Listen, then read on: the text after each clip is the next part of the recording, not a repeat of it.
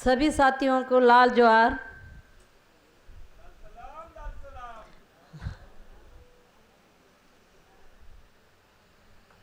जितने भी बातें रघु ने जो बता रहे थे मैं सुन रही थी, रघु भी बहुत कुछ कहा है, लेकिन मेरा ये है कि आज जितना लोगों को देख के मेरे एक अंदर में एक छोटी सी तो उम्मीद जग चुकी है। मतलब मैं आर गोपाल जी को भी देख रही हूँ तो मेरे को ये लगता है कि अब हमको इसका बस्तर को लेके हमेशा हम बातें करते हैं और हम लोग आप लोग के बीच में बताते हैं, हर कोई बता रहा है, लेकिन आज तक उसका कोई सलूशन या कोई समाधान आखिर नहीं होता। तो ये सबसे बड़ा प्रॉब्लम है कि कब तक मरते रहें, कब तक ये होगा। अब इस बात को सबको समझने की ज़रूरत है, पूरे देश को हमको समझाने की ज़रूरत है आखिर लड़ाई किस चीज़ की। ये एक वर्ड बोला जा रहा है कि नक्सलवाद। तो मेरे को जो लगता है, मेरी जो अनुभव की लड़ाई पे मैं इतने साल से वहाँ लड़ रहे हैं, तो नक्सल एक अलग पॉइंट है और इसको नक्सल से जोड़ के कब तक वो लोग अत्याचार करते रहेंगे, कब तक गोली चलाते रहेंगे, कब तक महिलाओं के साथ बलात्कार करते रहेंगे, कब तक वहाँ की ज़मीनों को छीनते रहेंगे, ये कब तक। लेकिन उनके पास सरकार को बस एक छोटी सी बात आ गई है कि नक्सल नक्सल नक्सल। नक्सल का बहाना क्यों? नक्सल के बहाने से कब तक? जब देश आज़ाद हुआ, अंग्रेज की जो एक समय था, उस समय जब इतनी बड़ी देश आज़ाद, तो ये भी कोई बड़ी बात नहीं है या बातचीत की बात हो, कुछ भी हो, लेकिन सरकार के अंदर कोई नियत साफ नहीं है। सरकार को जरूरत है आदिवासी को खात्मा करना, नक्सल को जरूरत नहीं है कि आदिवासी को खात्मा करना। अगर ये बात हम बोलते हैं तो उनको लगता है कि सोनी छोड़ी सीधा नक्सल के समर्थन में। नक्सल भी एक इंसान से ही तो आया, आखिर बना कैसे नक्सल? आखिर बनाता कौन है? सरकार मजबूर क्यों कर रही है नक्सलवाद वहाँ बनने के लिए? अब जैसे मैं खुद का एक उदाहरण देती हूँ, मैं तो टीचर थी, टीचर होने के बाद मैं मतलब मेरे को जब अरेस्ट किए, जेल चले गए, और उसके बाद क्या कितना कुछ हुआ हमारे ऊपर, कितने अत्याचार, कितनी क्रूरता के साथ निवस्त्र मतलब हमको कपड़े उतारना, करंट शॉट देना, उस जगह अंगों में पत्थरे डालना, ये क्यों? उसके बाद जब मेरे यहाँ जब मैं टीचर थी, 250 बच्चे थे, वो 250 बच्चे में से 50 बच्चे सलवा जुर्म से पीड़ित थे। वो बच्चे ऐसे थे जो जंगलों में रहते थे, उनका घर नहीं था, कुछ नहीं था, ऐसा उनके ऊपर गोली चलाया गया, घरों को आग लगा दिया गया। तो उस स्थिति में बच्चे कहाँ रहेंगे? जंगलों में रहने। जब हमको पता चला, मैं एक अपने ही एक आदिवासी समुदाय टीचर होने के नाते जब मुझे पता चला कि बच्चे अब जंगलों में रहना, उनको मैं 30-40 किलोमीटर जाके वापस लाई और उनको इतनी अच्छी शिक्षा देने की मैं कोशिश करी, और वो बच्चे बोले भी कि नहीं आप अब लेके जाओगे वापस, हम यहाँ घर आएंगे तो घर में कोई जगह नहीं रहेगा, हम कहाँ जाएं। उन बच्चों का हमारा एक वादा था कि नहीं, आपके हाथों में कलम होगा और आपको आत्मनिर्भर बनाएंगे, अपनी हक अधिकार के लिए आप लड़ोगे। ये करके हम लेके आए। जब मेरे अरेस्ट होने के बाद जब उस आश्रम में पुलिस इतनी गुंडागर्दी करके पूरी तोड़ फोड़ किए, तो बच्चे तो ऑलरेडी ये सब चीज़ों को देख चुके थे, बच्चे बच गए। तो उसमें से आज भी रिकॉर्ड में है जो मेरी जानकारी, 30 बच्चे नक्सलवाद बन गए। क्यों बने? सरकार इसका जवाब देगा, क्यों बने 30 लोग नक्सलवाद?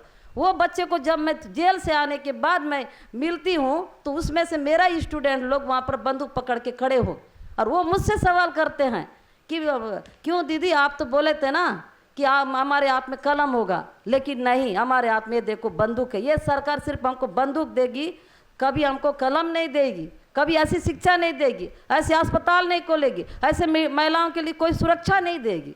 सरकार को कोई फर्क नहीं पड़ता हम आदिवासियों को मारने और, लेकिन ये लड़ाई किस चीज़ की, ये समझना सबसे ज़्यादा पॉइंट है। हम तो बोल रहे हैं कि कब से चिल्ला रहे हैं हमारे साथ आदिवासियों के साथ क्या हो रहा है, क्या हो रहा है, लेकिन बात है कि आखिर क्यों? तो वहाँ का जल जंगल ज़मीन को छीनना है, जब तक आदिवासी जिंदा रहेंगे वो नहीं देंगे। क्यों देंगे? वो जल जंगल ज़मीन उनकी है और वो हमारी है, तो उसको हमने बोले अपनी जान देंगे, अपनी हर तरह से महिलाओं के साथ जो अत्याचार हो रहा भला वो सह लेंगे, लेकिन हम अपने पहाड़ों को नहीं दें। अब बताए, अडानी की बात करते हैं, अडानी को ये बोला जाता है अडानी देश को चला रही कर। अगर इतने बड़ा देश चलाने वाला अडानी है तो बस्तर में भिखारी बन के क्यों भीख मांग रहा है? क्यों? वो नहीं होना चाहिए। आखिर अडानी हमारे नज़रों में भिखारी है और भीख मांगता है, और वो सरकार के लिए हो सकता है बहुत बड़ा पूजा, हमारे लिए नहीं है। जो हमारे पहाड़ों को छीनने की कोशिश करेगा वो एक तरफ का एक भिखारी के रूप में ही हम गए। अब फिर से नंदराज पहाड़ को लेने की कोशिश कर रहा है। जो ये 2018 को हम लोग लड़े थे नंदराज पहाड़ के लिए, उसे पूरी निरस्त हो गया था। ग्राम सभा, वो फर्जी ग्राम सभा करके वो लेने की कोशिश की, वो निरस्त हो गए। तो फिर कांग्रेस गवर्नमेंट ने उस चीज़ों को वापस दी। अब फिर से नंदराज पहाड़ पर आग डाल के बैठा है और बोल रहा है कि फिर नंदराज। अब अडानी है, अडानी कौन है? अडानी को क्या जरूरत है हमारी बस्तर में घुसने की। अब 6 महीना की बच्ची के ऊपर जो गोली चली वो क्यों चला?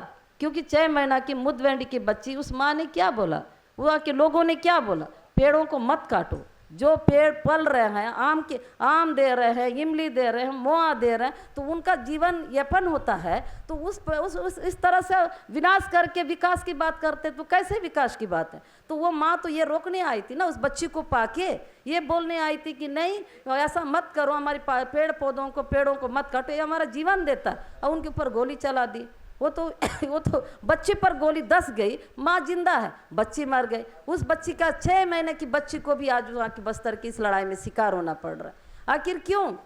तो क्या वह रोड की बात करती है सरकार? हम लोग से बोलते हैं कि नहीं आप लोग विकास के लिए नहीं वो करते हो, विकास के विरोधी करते हो। इतनी चौड़ी रोड जो एक बार में 3 ट्रक जाएगा, वो भी कहाँ जाएगा? पहाड़ की तरफ उसका रोड का पूरा वो है। तो आप इतना मतलब वो करके क्यों बड़ी बड़ी रोड बनाने के तैयार होते हैं? तो रोड उस बनाए, गरम सभा है, पैसा कानून है, हमसे पूछे, हमारे लोगों से पूछे, वहाँ के गांव के लोगों को किस टाइप की रोड चाहिए, कैसा उनको राहत मिले, वो रोड चाहिए। तो ऐसा पूछ के बनानी चाहिए ना। आखिर हमारे बच्चों के ऊपर गोली लगा चल रहा, उसके बाद भी रोड को बना दिए और उसके बाद फिर कैंप भी लिया।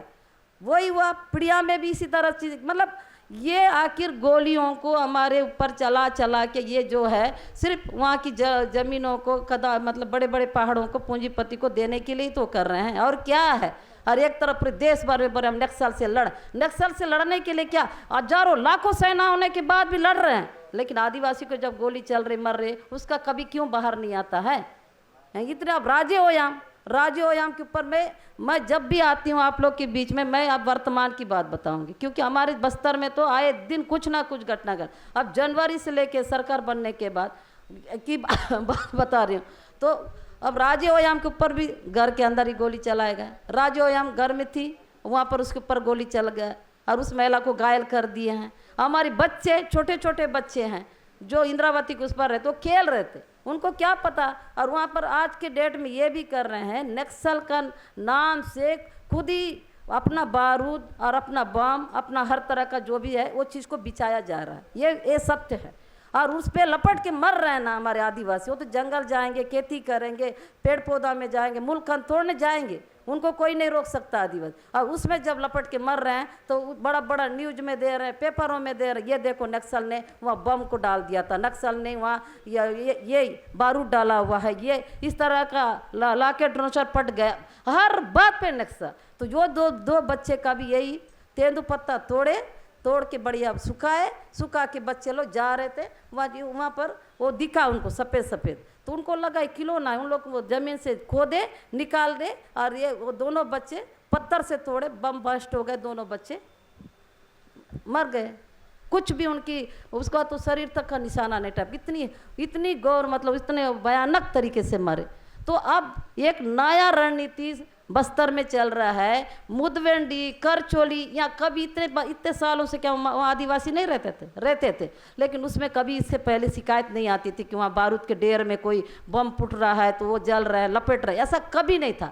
लेकिन अभी नया रूप आ रहा है कि वहाँ बोल रहे हैं कि नहीं, जहाँ भी जंगल से विस्फोट हो रहा है वो नक्सलवाद ने लगा।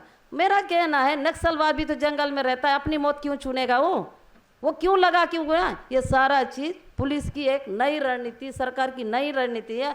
जहां मुदवेंडी में आज तक का बम विस्फोट से कभी नहीं मरे, इतने सालों में नहीं मरे, लेकिन अभी 2-3 बार लोग वहाँ मर चुके हैं। और अब पुलिस बोल रही है कि नहीं ये नक्सलवादी दरबार। तो हम उनसे ये सवाल किए, सर ये बताओ इससे पहले इतने साल तक तो कभी तो नहीं, आपका कैंप लगाते ही यहाँ बारूद का ढेर बिछाना चालू कर दिए। हाँ आप तो यही बोलोगे हम ही लोग बिछाए, हाँ आप ही लोग तो बिछाए हैं, ये तो सच बोल रहे हैं ना।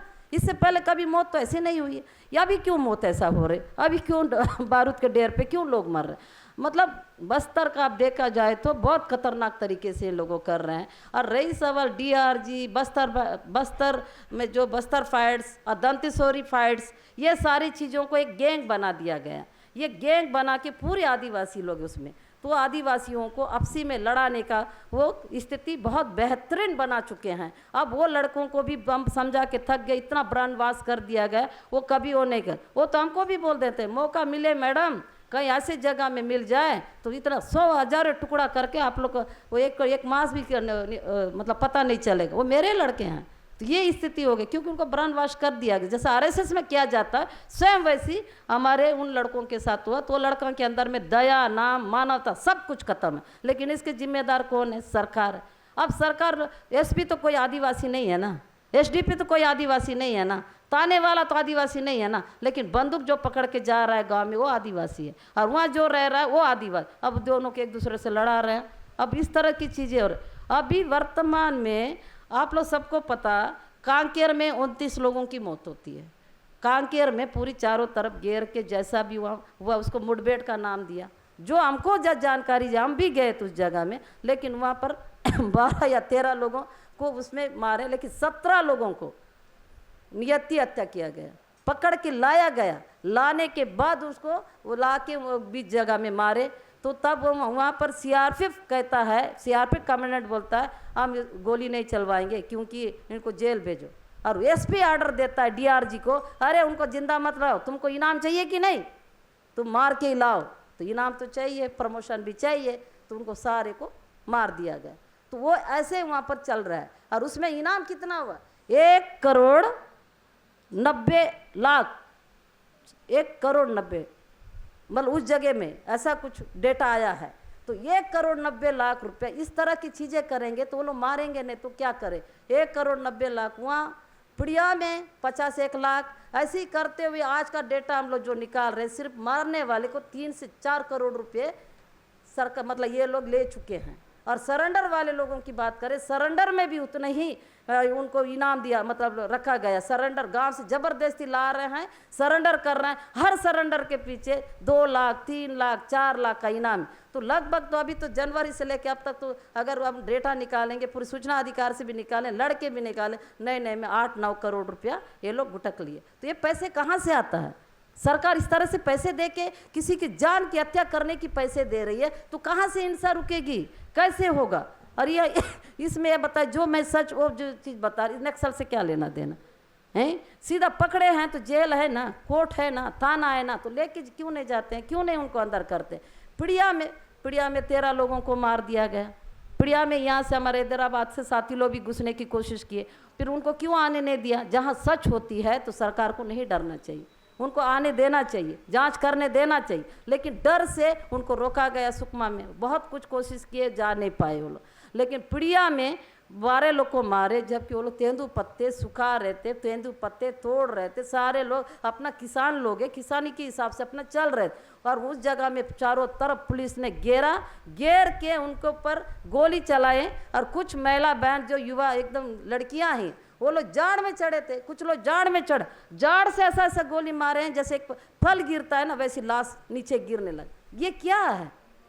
और उसमें पिड़िया में एक ऊंगा वो बोलते हैं ऊंगा को मार दिए, ठीक, ऊंगा को मार दिए। इधर किसी और का डेड बॉडी, मैं ऊंगा से मिली हैं, वो ऊंगा बोलते हैं दीदी मैं मरा नहीं हूँ, मैं जिंदा हूँ।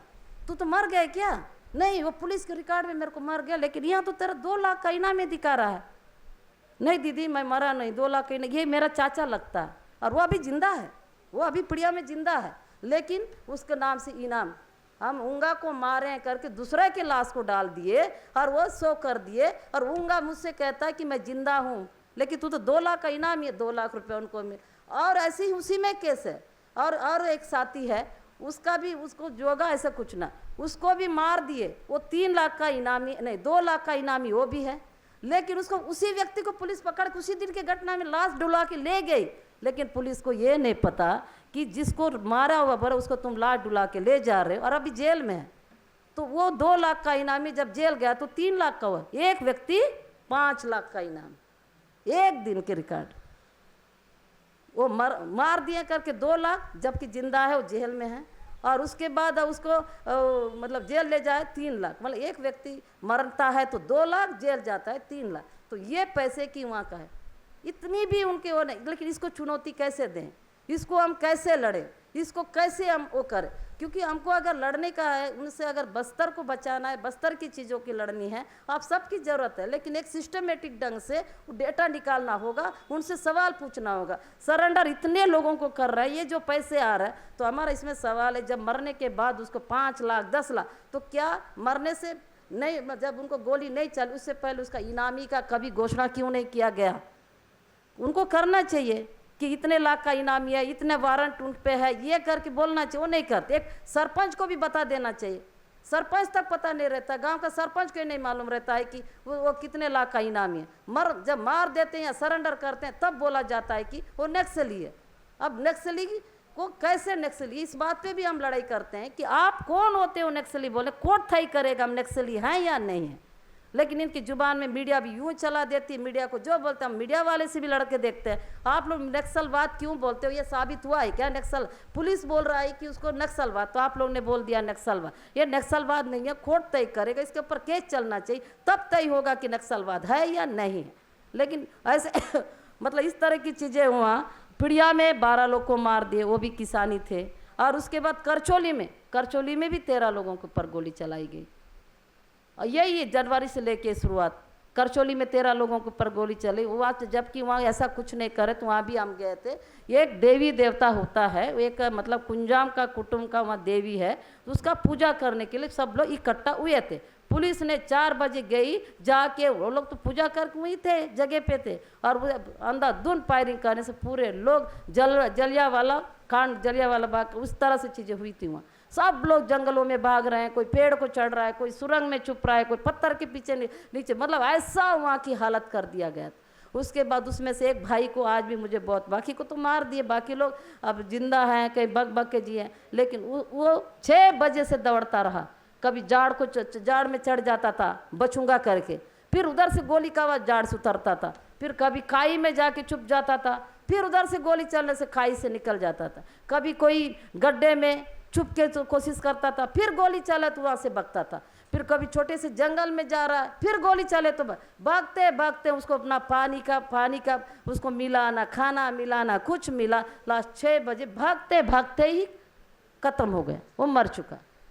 ये स्थिति, इतना क्यों क्रूरता, इतना क्यों देश को नहीं दे, मतलब कैसे? जैसे लक्के डूडी बोलते हैं ना, बलात्कार हर जगह होता है, लेकिन बस्तर का बलात्कार एक अलग अनोखा होता है।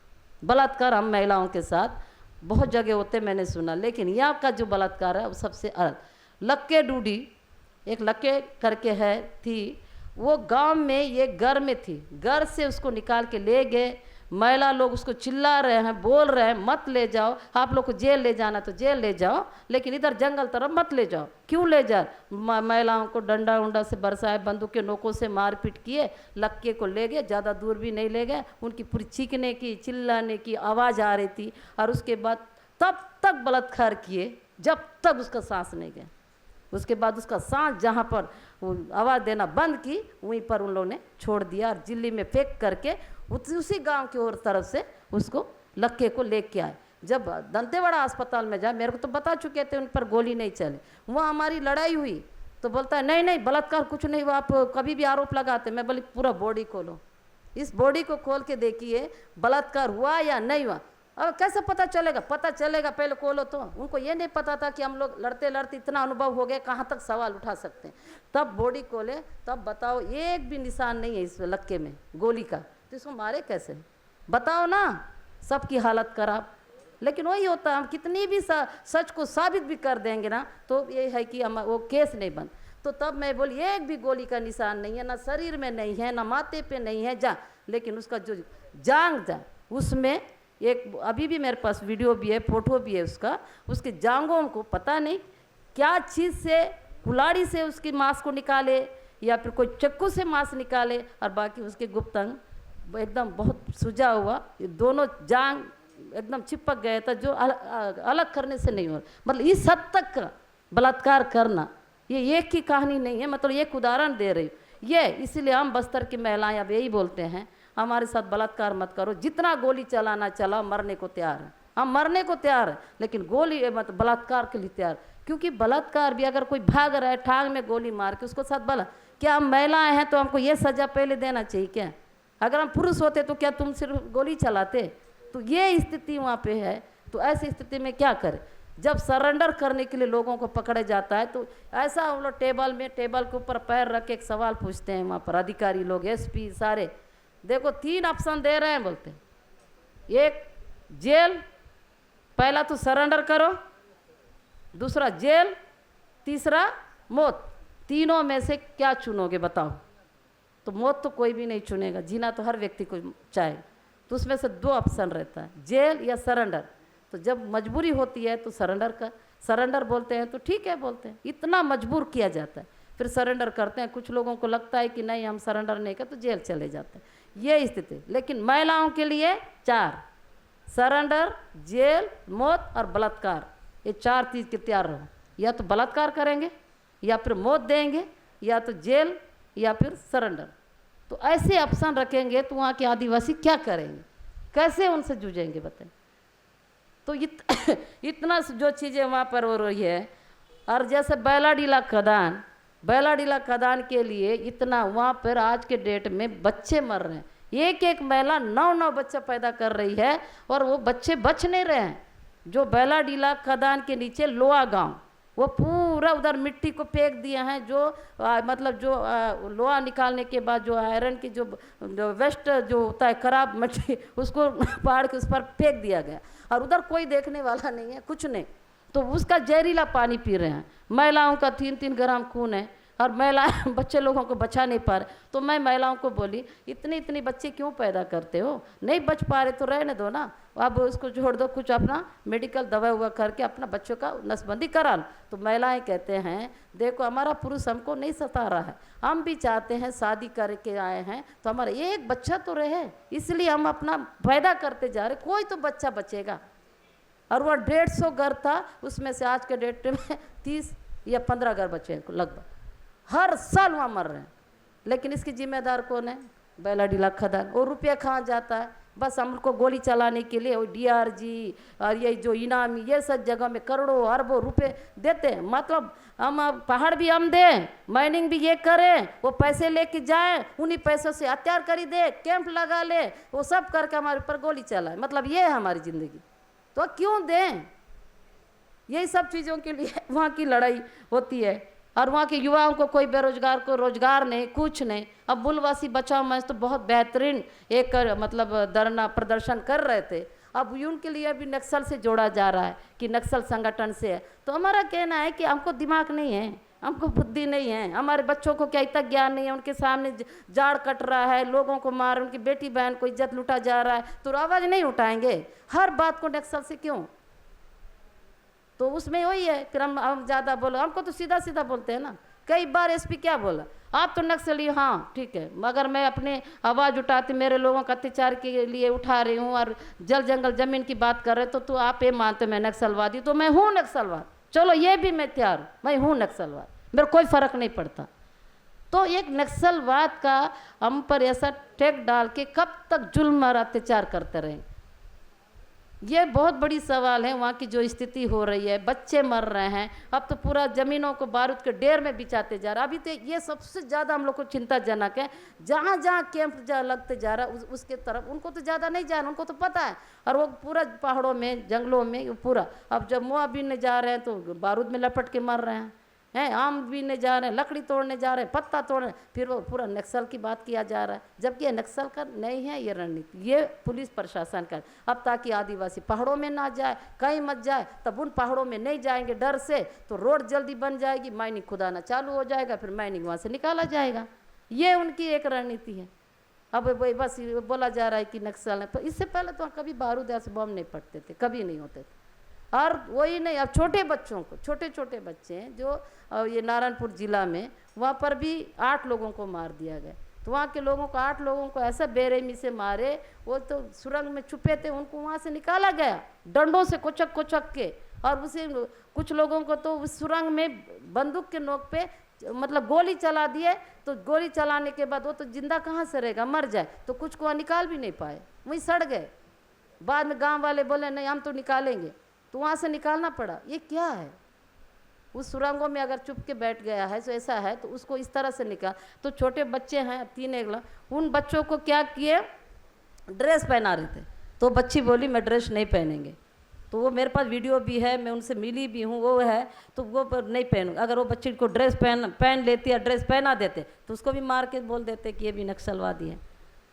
तो मेरे को यही आप लोग के बीच में एक बात समझनी है, आप सबके बीच में आप लोग से भी जानना है, आखिर नक्सल के नाम से हमारा जीना आराम कर दिए, मतलब हम जी नहीं सकते, चल नहीं। जो बड़ा बड़ा डामरी रोड बना है, जब बीजापुर से भोपालपट्टनम चाहे दंतेवाड़ा, उस रोड में तो हमारे आदिवासी चल ही नहीं पाते हैं, उनको रोक दिया जाएगा कैंप के पास। तो क्या मतलब है? एक तरफ बोला जाता है कि नहीं आदिवासियों के उनके लिए गांव में एक रोड बना दे रहे हैं, अस्पताल बना, बड़ी अस्पताल तो ही नहीं। क्या एनएमडीसी कितना 75 साल हो गया लगभग चलाते हुए, एक ढंग का कॉलेज नहीं है, एक ढंग का मेडिकल नहीं है। और वो देखो हैदराबाद ले जाते हैं, नहीं तो विशाखापट्टनम बाहर ले जाना पड़ा। जो वो पैसे को किसके लिए हो किए? फिर जिनकी वहाँ की पहाड़ है, मालिक है, उनके लिए एक बड़ा सा अस्पताल क्यों नहीं? तो मर जा रहे हैं। और बड़ी बड़ी बात विकास की बात करते हैं ना, तो या आप लोग ये सवाल पूछ के देखिए, दंतेवाड़ा में ऐसा बड़ा अस्पताल जो यहाँ हैदराबाद विशाखापट्टनम या फिर हमको बाहर ले जाने की क्यों ज़रूरत पड़ती है? कई लोग नहीं ले जाते हैं, तो वो अस्पताल ही क्यों नहीं? एक अच्छी कॉलेज क्यों नहीं? एक अच्छे से कोचिंग की कोई चीज़ें क्यों नहीं है? शिक्षा तो पूरी तरह गए।